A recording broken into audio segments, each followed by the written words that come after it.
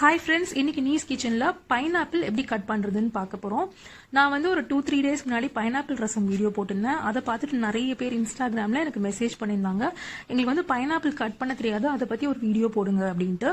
So அவங்களுக்காக இந்த வீடியோவில் பைனாப்பிள் கட் பண்ணி முடிச்சதுக்கப்புறம் நமக்கு வந்து சின்ன சின்ன பீசஸ் இருக்கும். அந்த பீசஸை வச்சு எப்படி ரசம் பண்ணலாம் அப்படிங்கிறதையும் நான் உங்களுக்கு சொல்லித்தரேன். இப்போ வாங்க வீடியோக்கு போகலாம். பைனாப்பிளோட மேலே இருக்கிற அந்த க்ரௌன் போர்ஷனும் பாட்டம் போர்ஷனும் இந்த மாதிரி ஸ்லைஸ் பண்ணி கட் பண்ணிடுங்க. அதுக்கப்புறமா 1 by 1 நம்ம கட் பண்ண ஆரம்பிக்கலாம். நான் ஃபர்ஸ்ட் கொஞ்சம் கட் பண்ணிட்டு அப்புறம் உங்களுக்கு எக்ஸ்பிளைன் பண்றேன். இந்த கட்டிங் பியூர் அண்ட் பியூர் என்னோட ஸ்டைல் கட்டிங். ஸோ நான் பெரிய எக்ஸ்பர்ட்லாம் சொல்ல மாட்டேன், பட் எனக்கு தெரிஞ்சதை நான் உங்களுக்கு சொல்றேன், அவ்வளோதான்.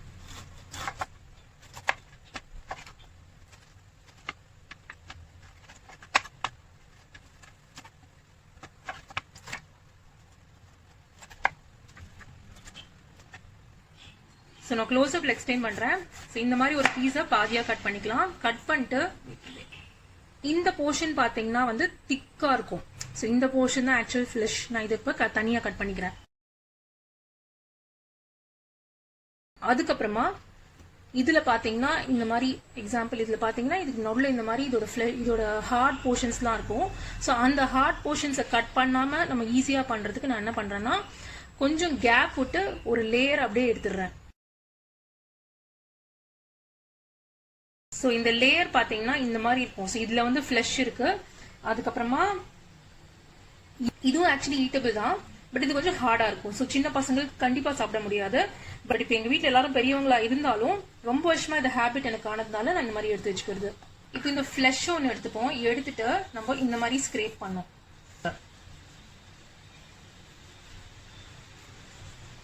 ஈஸியாக வந்து உங்களுக்கு ஒரு லேயர் வந்துடும்.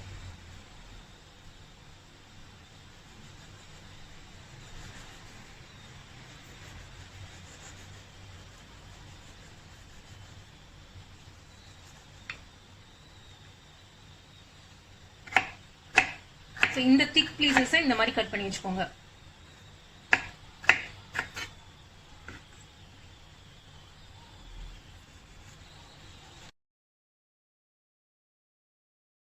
ஓகே, நான் எல்லாத்தையும் கட் பண்ணிட்டேன். இப்போ நான் உங்களுக்கு ஒவ்வொரு போர்ஷனா எக்ஸ்பிளைன் பண்றேன். இது வந்து அந்த மெயின் ஃபிளஷ். இதை தான் நம்ம வந்து ஃபைனலா சாப்பிட்றதுக்காக எடுத்து வச்சது. நான் இந்த மாதிரி வந்து ஒரு கிளாஸ் பாக்ஸ்ல இந்த மாதிரி போட்டு வச்சிடுறேன். இதை வந்து யூஸ் பண்றதுக்கு முன்னாடி வாஷ் பண்ணி கொடுப்பேன். முன்னாடியே வாஷ் பண்ணனா வந்து அது கொஞ்சம் கெட்டு போயிடுறது. ஸோ யூஸ் பண்றதுக்கு முன்னாடி வாஷ் பண்ணி கொடுக்குறேன். ஸோ இதுதான் வந்து மெயின் ஃபிளஷ். அண்ட் இது பாத்தீங்கன்னா நான் சொன்ன அந்த மிடில் போர்ஷன். அடுத்து லாஸ்ட் போர்ஷன் பாத்தீங்கன்னா இந்த மாதிரி இருக்கிற ஃபிளஷ். ஸோ ஃபார் எக்ஸாம்பிள் நான் வந்து இதுலேருந்து எடுத்திருக்கேன். ஸோ இதுல நீங்க வந்து சொல்லலாம் இந்த வேஸ்டேஜஸ் ஆறுது அப்படின்னு. இதை கண்டிப்பா நம்மளால கட் பண்ண முடியாது. ஏன்னா இங்க பாருங்க டஸ்ட் வருது. இந்த ஹார்ட் போர்ஷன்ஸ் இருக்கு இல்லையா, இதுலேருந்து நம்ம கட் பண்ண அப்புறம் பிரிஞ்சு வர ஆரம்பிச்சிடும். ஸோ மேபி இதோட பெட்டர் வே ஆஃப் கட்டிங் இருக்கலாம். எனக்கு தெரிஞ்சதை நான் சொல்றேன். நான் ஸ்பெஷலா எந்த டூல்ஸும் யூஸ் பண்ணல. இதுக்கு ஆக்சுவலி நிறைய டூல்ஸ் எல்லாம் வருது. அது எவ்வளவு வேஸ்ட் ஆகும்னு எனக்கு தெரியல. நார்மல் நைஃப்ல இப்படிதான் வந்து எனக்கு தெரிஞ்ச கட்டிங். ஸோ உங்களுக்கு வேற ஏதாவது பெட்டர் வே இருந்தா நீங்க கமெண்ட் செக்ஷன்ல சொல்லலாம். ஸோ இந்த போர்ஷனை நான் வேஸ்ட் பண்ணி தான் ஆகணும். ஏன்னா இப்ப நீங்க பாத்தீங்கன்னா இங்க பாருங்க கருப்பா வருது.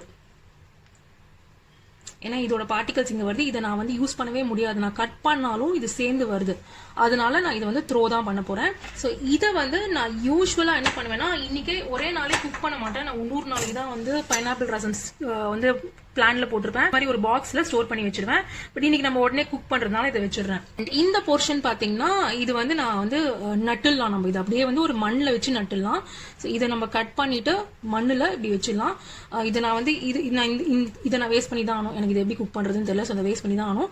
ஸோ இதை நான் ஃபைனலா நடுறதுக்கு முன்னாடி இந்த போர்ஷனை ஸ்லைஸ் பண்ணிட்டு இப்படி நடுவேன். ஸோ இந்த டிப்பை வந்து பைனாப்பிள் நடுறதுக்கான ஃபெசிலிட்டிஸ் உங்க வீட்டில் இருந்ததுன்னா நீங்க இதை ஃபாலோ பண்ணலாம். இப்போ இதை வந்து நம்ம ரசத்துக்கு யூஸ் பண்ண போறோம். பட் அதுக்கு முன்னாடி கண்டிப்பா அதை வாஷ் பண்ணி ஆகணும். ஏன்னா பாத்தீங்கன்னா இதுல இருந்து எடுக்கும்போது கொஞ்சம் அந்த பிளாக் பார்ட்டிகல்ஸ்க்கு இதை நல்லா வாஷ் பண்ணிட்டு உங்களுக்கு வந்து காமிக்கிறேன். ஸோ இதை வாஷ் பண்ணிட்டேன். இப்போ நான் வந்து இந்த ஜூசர்ல போட போறேன். நான் என்னோட பைனாப்பிள் ரசம் வீடியோல டீட்டெயில்டா சொல்லியிருக்கேன், ஜூசர்ல போடுங்க அப்படின்ட்டு. அப்பதான் வந்து சக்கை தனி ஜூஸ் தனியா வரும். இந்த ரசம் ரெசிபியை நான் வந்து டீட்டெயிலா காமிக்கல. ஏன்னா நம்ம சேனல்ல ரொம்ப டீட்டெயில்டா இருக்கு. இந்த வீடியோல மெயினா பைனாப்பிள் கட்டிங் அப்புறம் வேஸ்ட் பண்ணாம அந்த குட்டி ஃபிளஷஸை யூஸ் பண்ணி ரசம் பண்ணலாம் அப்படிங்கிற மெசேஜை கன்வே பண்ணதான் இந்த வீடியோ நான் உங்களுக்கு சொல்றேன். ஸோ இதுதான் என்னோட பைனாப்பிள் கட்டிங் வீடியோ. ஆக்சுவலி நிறைய மெத்தட்ஸ் இருக்கு பைனாப்பிள் கட் பண்றதுக்கு, சில டூல்ஸ்லாம் கூட இருக்கு அதை யூஸ் பண்றதுக்கு. அண்ட் சில பேர் வந்து அந்த இண்டிவிஜுவலா 1 by 1 எடுத்து கட் பண்ணுவாங்க அந்த கருப்பு போர்ஷன் தெரியாம இருக்கிறதுக்கு. பட் நான் வந்து இந்த மெத்தடை ரொம்ப நாளா யூஸ் பண்றேன். எனக்கு இது ரொம்ப ஈஸியா இருக்கு அண்ட் வேஸ்டேஜும் ஆகுதுல. இந்த ஸ்மால் பார்ட்டிகல்ஸை ரசத்துக்கு யூஸ் பண்ணிட்டோம்னா நமக்கு சுத்தமா வேஸ்ட் ஆகாது. ஸோ உங்களுக்கு இந்த வீடியோ யூஸ்ஃபுல்லா இருந்திருக்கும்னு நினைக்கிறேன். உங்களை சீக்கிரம் இன்னொரு வீடியோல சந்திக்கிறேன். See you soon.